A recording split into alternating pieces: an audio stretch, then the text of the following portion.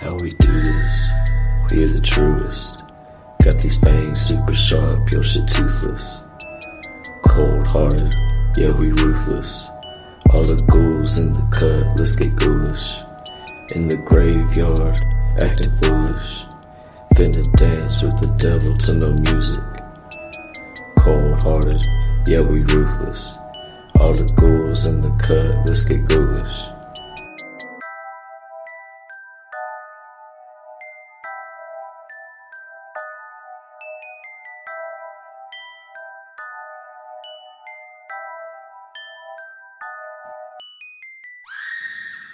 Hello, ghouls! I am Max Booth, an undead host, and I am coming at you from Ghoulish Books, a bookshop in Selma, Texas, which is just on the tip top of San Antonio. I am excited to be talking to you once again, to have a new episode for you to listen to.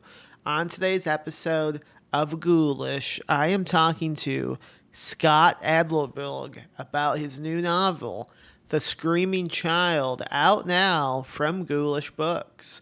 It's a mystery whole novel that's kind of surreal and feels dreamlike. Still some suspense, still some conspiracy, still some screaming children. It's a great fun time, and I think you will love it. I think you will enjoy my conversation with Scott as well. We talk about crafting this book. We talk about going viral on Reddit. We talk about the really embarrassing way that him and I even became acquainted. What else? We talk about spooky movies. We talk about being best friends with Megan Abbott. We talk about our favorite Brian De Palma movies. There's a whole lot of topics coming at you at once, so be prepared. Don't panic or anything. I know you can handle this. It's gonna be okay. The Screaming Child is out now. Go to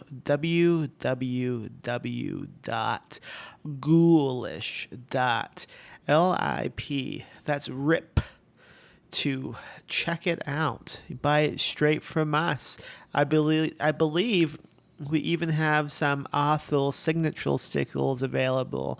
So anyone who buys a paperback from the Ghoulish website, they will get that signed sticker with the paperback they buy. I'm pretty sure that's it. Next week, we have an episode with Kaylee Schultz coming out to celebrate her novel, St. Grit. Also a fun book coming out through Ghoulish Books. So pick up The Screaming Child. Pick up St. Grit. Buy some Ghoulish books, baby. Buy them all. Read them. Review them. Become a ghoul.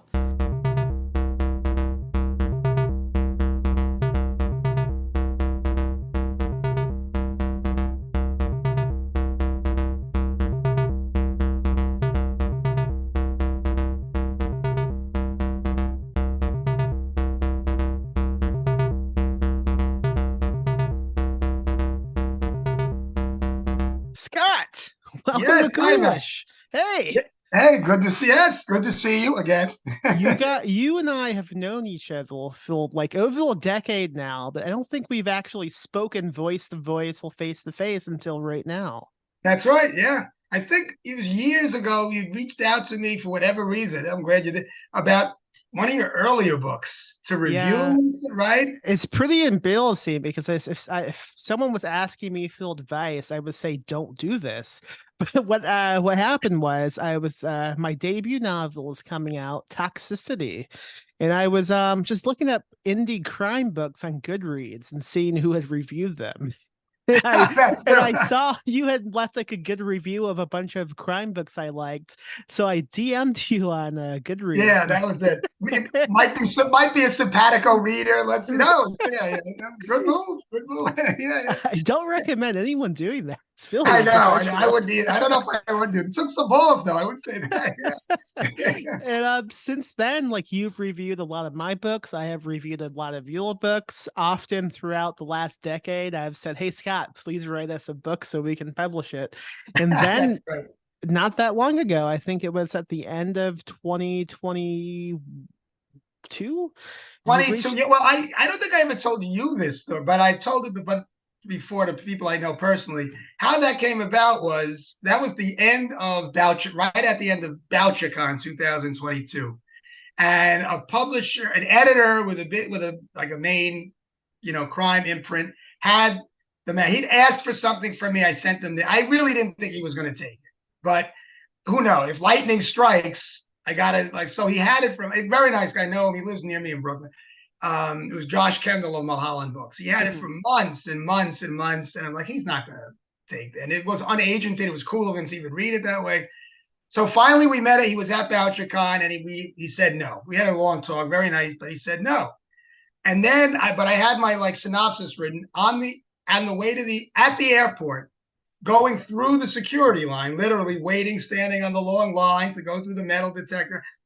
That's when I DM'd you synopsis, and literally before I got through the security line to the end, through the metal detector, you wrote back, "Fuck yeah, send it." And I said, that's the difference between mainstream publishing and indie publishing. Months and months, 15 minutes on the security line. Then you read it, you liked it, but that's the story there. Yeah, it's I really had no idea. That's really funny. One of the only times I'm grateful for a long line at the TSA. yeah, exactly. It was worth standing on that damn line. Did you so before you sent it to us, did you already like think of it as a book that would fit this genre, or were you more considering it a crime novel? I guess it's both, basically. It's a little of both, yeah. But no, it had a horror element for sure. And knowing your taste a little, and we, like you just said, we talked a little bit about, and you were like, if you ever have anything for me that's on the like a novella, short novel length.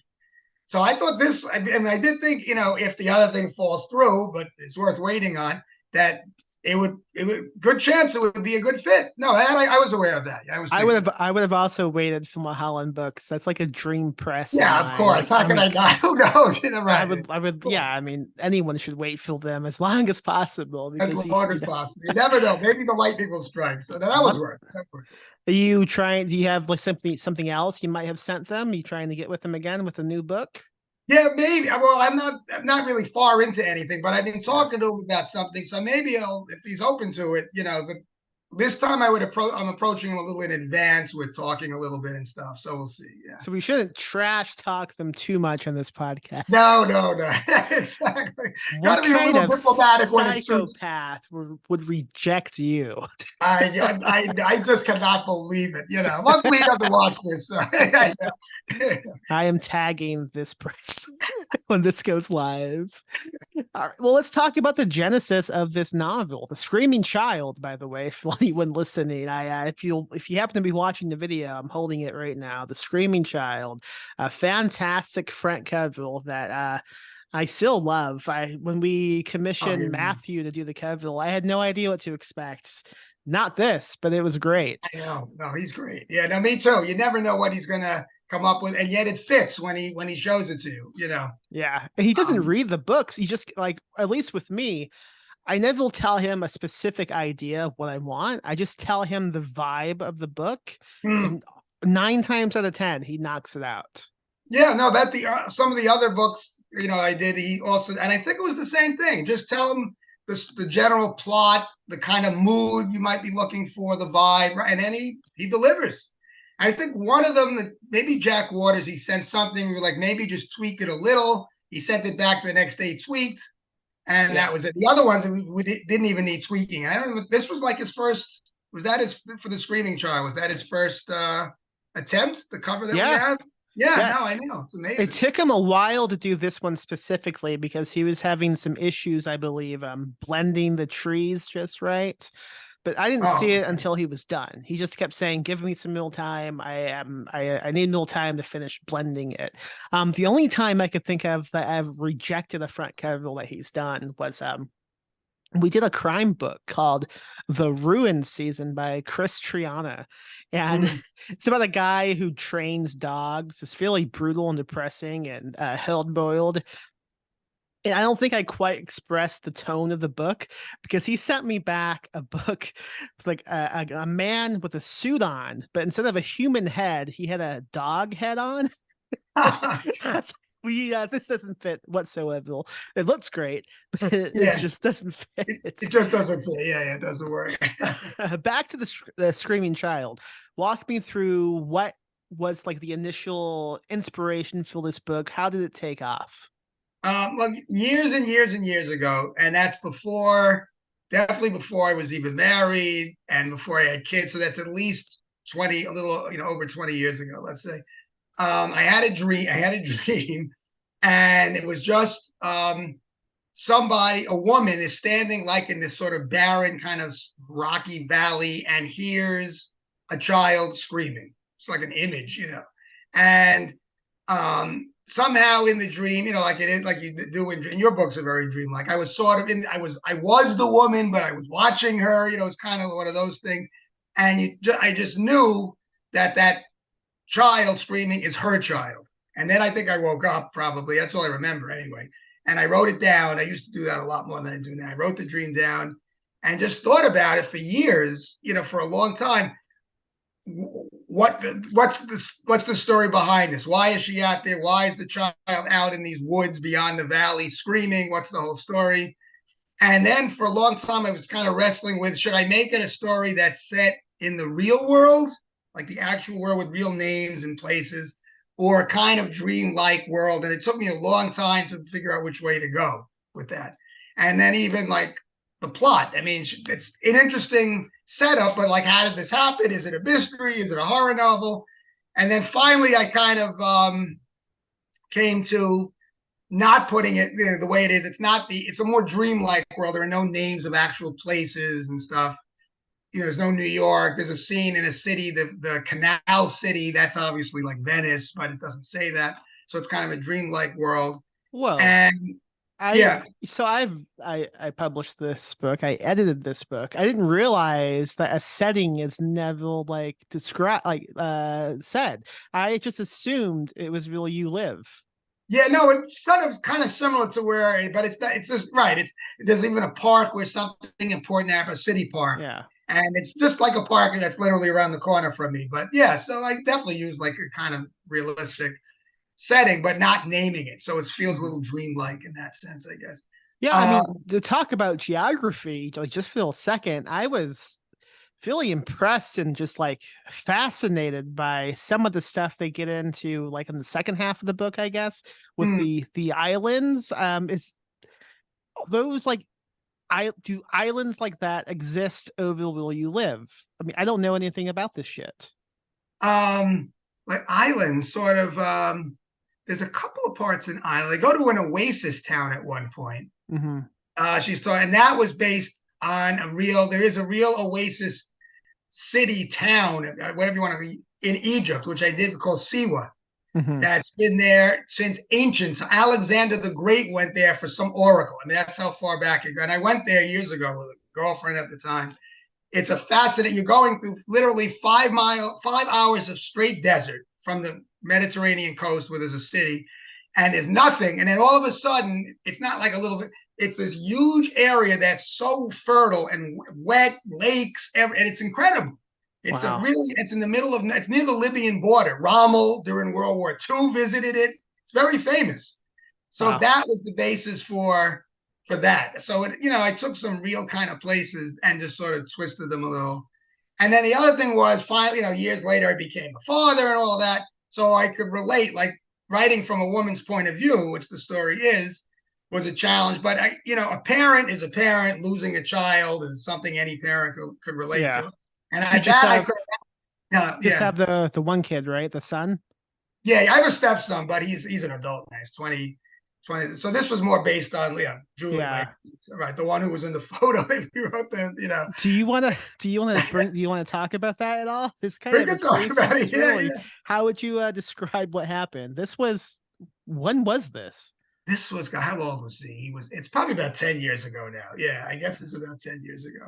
So yeah, he was about 8, and we were on the way towards, I I don't know, it was either art class. We live in Brooklyn and we were going into Manhattan for either we had art classes at one point or flute lessons. It was one of the two. I don't remember. It was one of those two. We're on the way. He's reading a book and I'm reading a book, and his head was like leaned on my shoulder. Both regular, like books, not ebooks. Mhm. Somebody took a picture of this, like a sweet photo, I guess. I assume that was their intention. And they put it on Reddit, I guess. And then all hell broke loose. Don't ask me why, with all these people writing, look at this picture. For some weird reason, like his legs aren't in the picture. A lot of people like incredible, the patience of a father to be there with a child with no legs. It's like, what? There were several people said that. I said, what are they talking? That would take patience. Kudos. But that's not me. My kid has legs. He's a normal kid. He's not physically, healthy kid. I've never seen a photo of your kid with legs, to be honest. I mean, yeah, I can't back this up. Right. And then I was reading Chris Irvin, very good crime writer. His book, it's called Safe Within the Violence, Safe Inside the Violence. And it hadn't come out yet.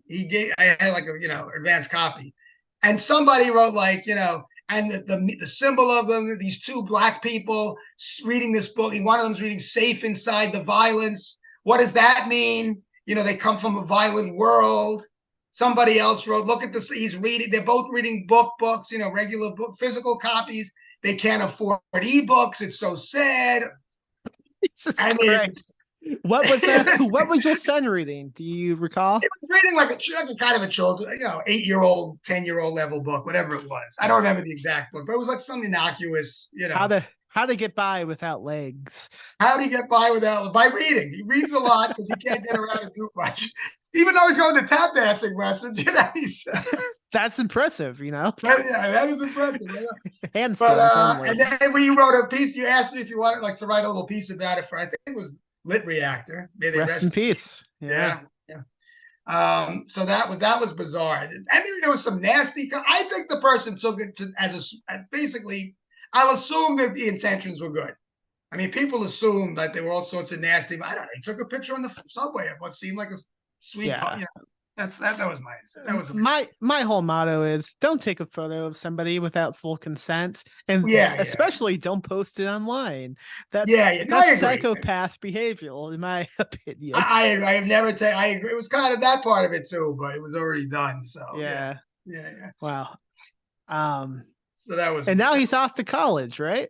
Now he's off to college. He just started a month ago at Boston University. Yeah. What did he think of all of that? Does he know anything about it? Of course. So he was mystified. He was like, "What? We were just going to, like we do every week."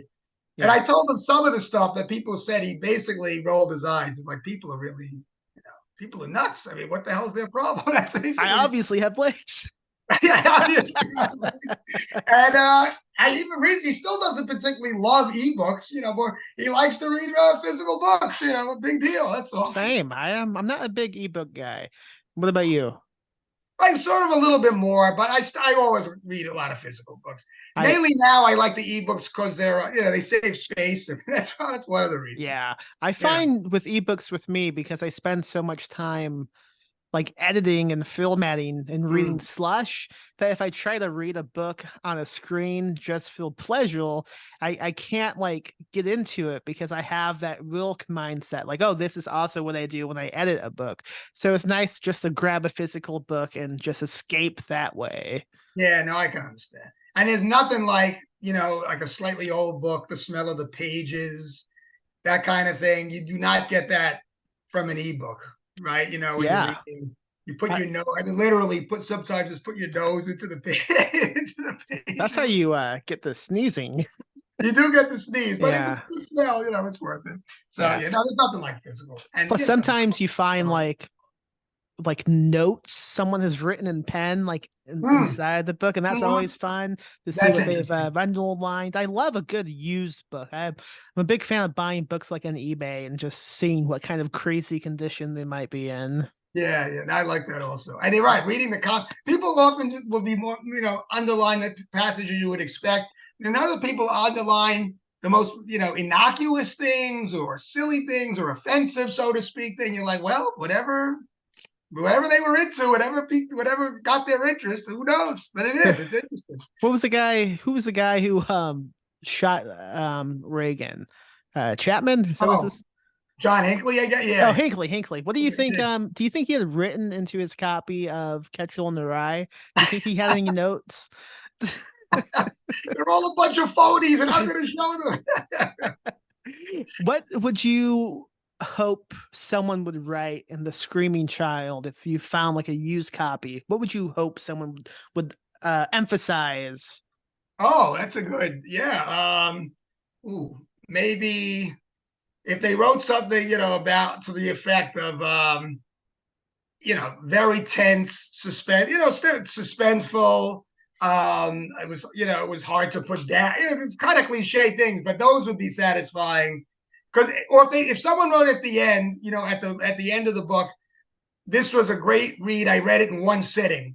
I would be thrilled. That would be the best possible thing because it's short enough. I mean, it Yeah. is short enough to read in one sitting. And it's broken up in a way that I think it is difficult to stop because there's not like typical chapter breaks in it or anything like that.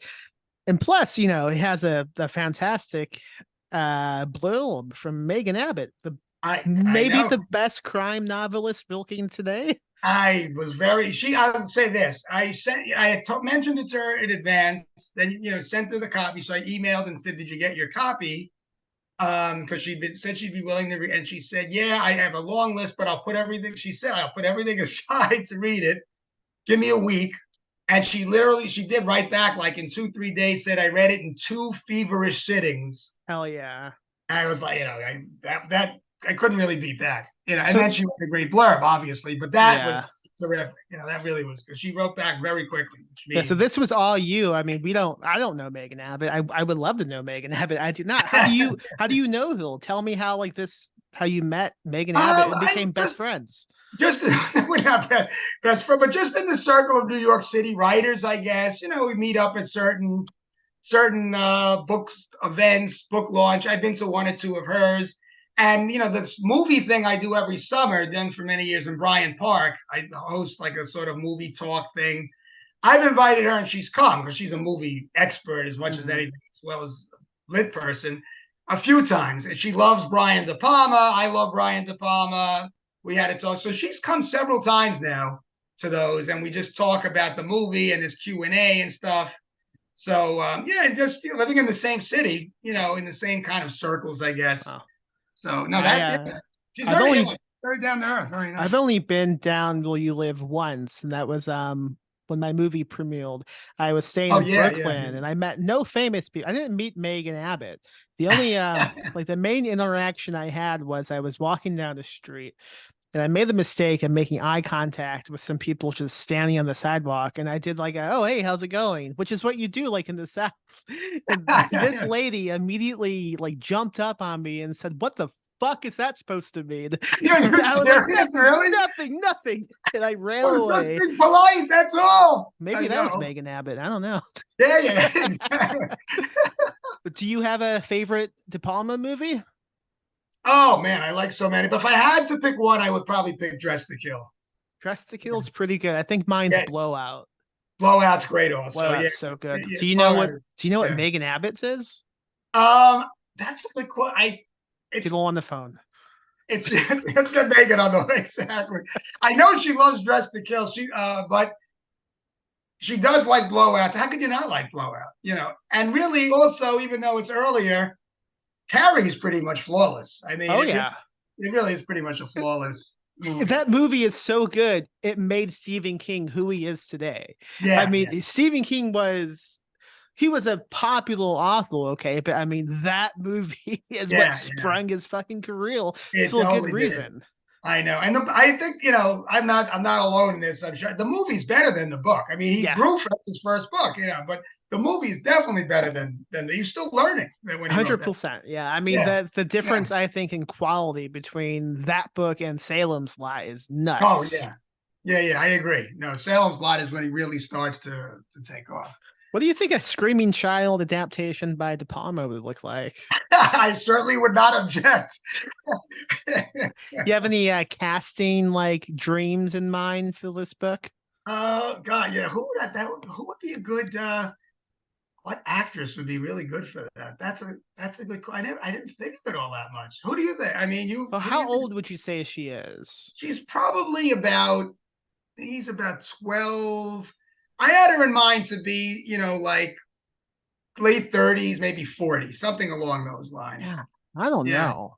It, it's a, I it mean, has to be someone serious. I mean, one of the challenge, and I think it'll be a challenge for an actor. They can do it. I mean, obviously, but like was that a few times in the book when I had thoughts of making something humorous, which I tend to. I like to mix mhm. black humor and serious. I repressed it and kept it out because it doesn't really go with the tone. Yeah, So it does not in this particular books, and that was a challenge. it Like would a comedy would break like the dreamlike vibe that you're going with. It would ruin that presentation, right, definitely. But yeah, right. some of your level books are really funny. I think I've read everything you've published, and I mean, I'm a big fan. I was a fan before I published you, and I still am a fan. I can't wait to see what you put out next. Oh Um, yeah. Elizabeth Moss, maybe? Oh, she would be good. She's good at those intense roles. Yeah, yeah. Yeah. Where she's under duress. She's very intelligent though, and kind of not push, determined. Mhm. Someone who's determined. Yeah, she'd be good. She would be good. I'm a big fan of Elizabeth Moss. I've often said if she asked me to join Scientology, I would say okay. If anybody would, I know. We build a light side up. Oh boy. Okay, so Screaming Child is out now. Do you have anything else on the horizon? Is the film thing you do, is that all done now? That is already October somehow? Yeah, yeah. No, I wish we kept going, but that'll be next. That'll be next summer. And then I'm just, sort of at two things I'm trying to weigh which to plunge into the most in terms of what's next. One is a bit more like a horror thriller type of thing, and the other one would be more of a crime in Brooklyn, realistic, in the real world, that has to do with somebody who has all sorts of things between like a view that turns kind of violent with a neighbor, and he's a landlord and he has some feuds going on with tenants, and then he gets involved in something like a kidnapping because he Yeah. needs money for something basically like to put his kid through college, and instead of going into debt he'd rather find a way to. So I thought that's a good motivation, so a lot of people could probably relate to. I like um, that. so If I'm not sure, I'm gonna see if it goes anywhere like with the Mulholland thing. That would be the crime one. Otherwise, it might be something that's again on the more short sort of horror-ish, something a little ghoulish, you might say. something it could be. Um, what is your writing process? I get the feeling you take a long time for each book to complete. Like you're Yeah. really patient with what you do. Yeah, I really wish I could write faster. I really I respect or people who write well and fast. I just can't seem to be able to do.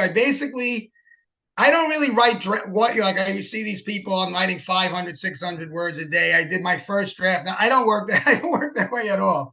I do, a couple hundred, a few hundred words every, on the, most days. I don't write every single day, but most days when I'm writing, I write and I just work that out and I get that passage as right as I can. Then I go to the next, and I very, very methodical, and it does.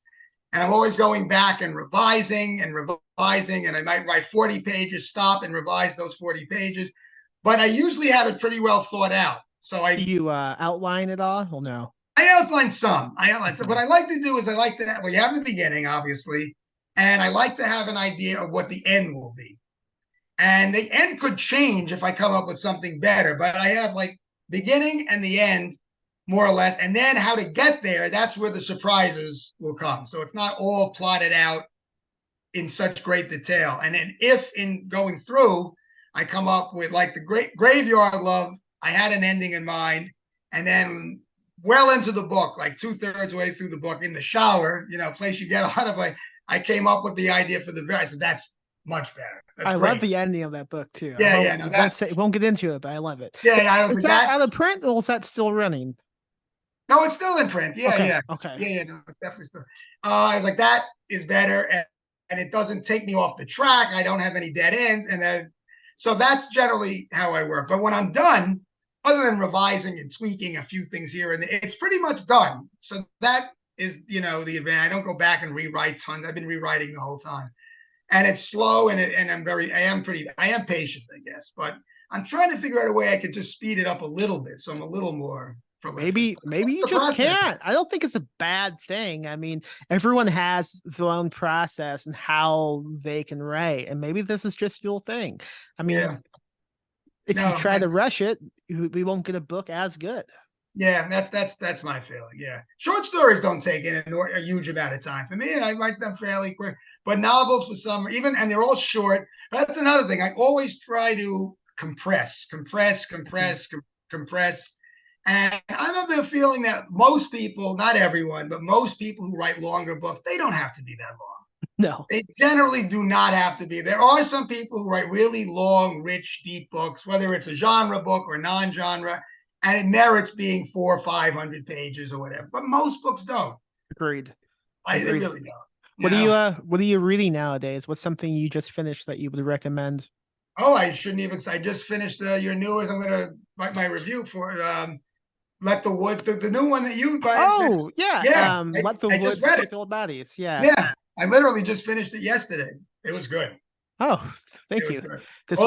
This was not planned. I was not asking No, you that no, this is question. not planned.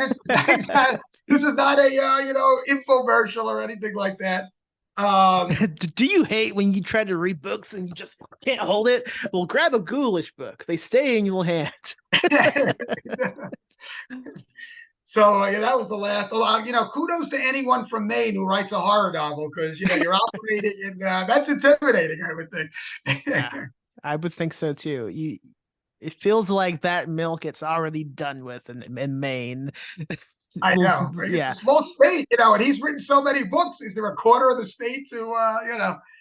But now I'm reading an old Cornell Woolrich, it's just an old like one of his crime sort of suspense, novels. That's all. yeah. Before we end, this is the month of spookiness. Do you have like one spooky movie you would recommend someone watch this Halloween? Ooh, let me think. What's one that is really, really scary? Uh, well, one that was really good. It's more creepy than this Mhm. gross out or this. Is a movie called Nanny that's set in New York, and it's about a Senegalese nanny woman. She's in New York, and she works for this very privileged, well-to-do couple of all sorts of problems, first world problems, if you want to put it that way. And they have a kid she takes care of, and she keeps having these weird visions. And meanwhile, she's getting involved with the couple. And I won't say more than that, but it's a very unusual, protagonist, this Senegalese immigrant woman working on the Upper East Side or West Side of Manhattan. And she's having these strange visions, and she's taking care of this child. And it's a very creepy, unnerving kind of. It's called Nanny, not The Nanny. That's an Is, old movie, Betty Davis. But is Nanny a recent movie that came out? yeah, I think it's a year or two ago Oh, only. okay. I haven't And heard it's about on Prime. this. It's on Amazon for free, I think, or either free or I think I watched it for free. I think Yeah. it's on. So All right. that was a good one. Yeah. Cool. How can folks find you online? I'm on Scott Adler on Twitter, whatever that's formerly X, whatever it's called now, You and blog at Do Some Damage, right?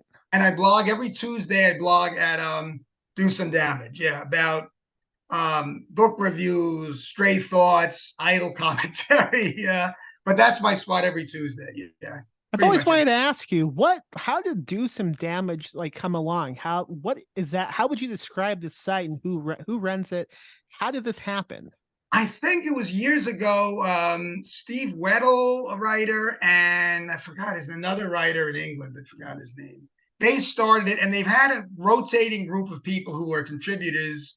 A person gets a day of the week, and it's been going for years. Mm-hmm. Some people drop out quickly. Some people, I think I've been doing it about 8 years. Oh gosh. And it's getting to be, it is a chore, trying to figure out something just a week here and there. But it's beginning to do some damage, you would say. it is it's to my brain. Yeah. It's like homework. I didn't ask for it.